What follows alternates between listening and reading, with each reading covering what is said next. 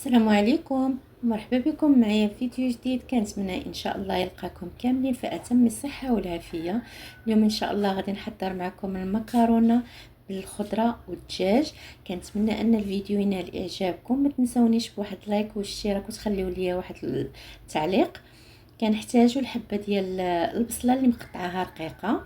عندي جوج حبات ديال الفلفل الحلو، وحده خضراء وحده حمراء، تا هما كنقطعوهم على شكل طولي.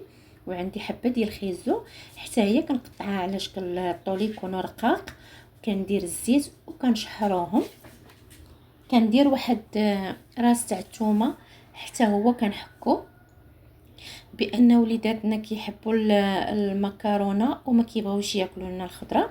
كنحاول انني ندخل الخضره في هاد الليبات باش يستافدوا منهم. صافي كنبقاو كنخلطوا في الخضره ديالتنا مزيان مزيان حتى كتنزل.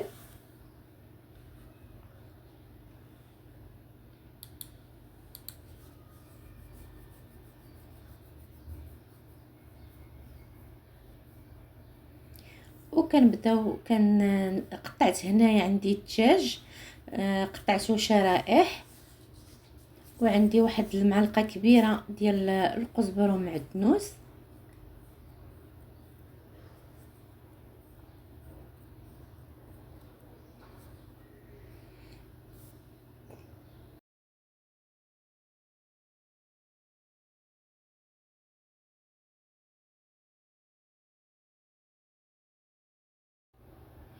غادي نزيدو الملحه، ندير واحد المعلقه صغيره تكون عامره. غادي ندير سكينجبير حتى هو تقريبا معلقه صغيره. وغادي ندير واحد شويه ديال البزار ومعلقه صغيره ديال زعفران. عندي واحد راس معلقه ديال السودانيه اختياريه، اللي ما غير انا كتعجبني ديك شويه ديك اللسعه ديال الحروره في لي بات.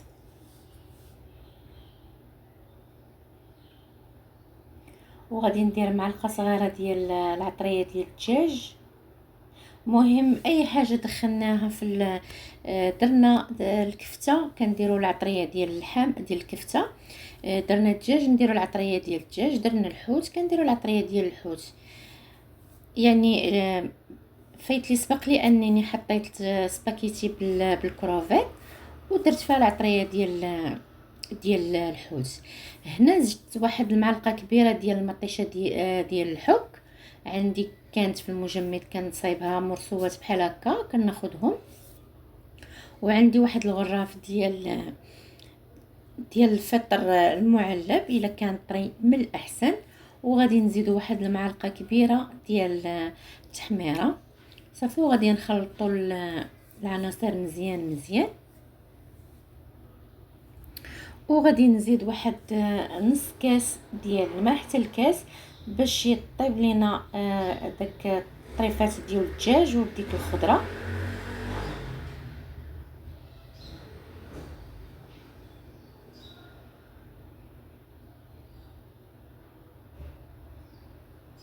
غادي نزيد واحد المعلقه كبيره ديال صويا صوص، كتعطي واحد المذاق زوين في هاد المكرونه. صافي غادي نغطي عليها وغادي نخليها طيب على خاطرها. وفي نفس الوقت انا دايره الماء كيغلي. غادي ندير واحد المعلقه ديال الملحه.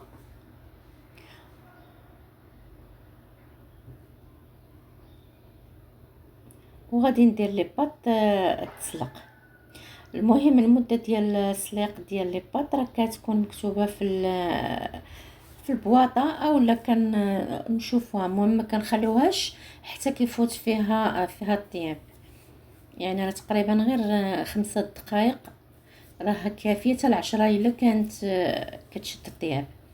صافي من بعد ما طابت لي هنايا الخضره والدجاج كنذوقوا كنشوفوا الملحه كنشوفوا لا خاصنا شي حاجه كنزيدوها.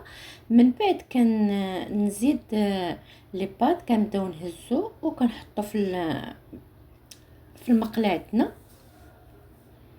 ومن بعد كناخذ واحد شويه ديال المرق من داك الماء اللي كنكون سلقت فيه لي باط باش كنخليها، كنزيد فيها الطياب لمده ديال 3 دقائق باش كتعطيني ديك البنه ديال العطريه. وملي كناكلوا المكرونه كنحسوا بانها شاربه العطريه.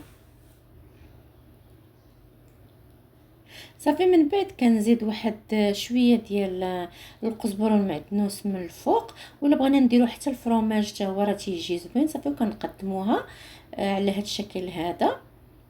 كنتمنى ان الفيديو ديال اليوم ينال اعجابكم. الى عجبتكم الوصفه ديال اليوم ما تنساونيش بواحد لايك واشتراك وتفعيل الجرس وتخليوا لي كومونتير. وشكرا على المتابعه، والى اللقاء في فيديو جديد ان شاء الله.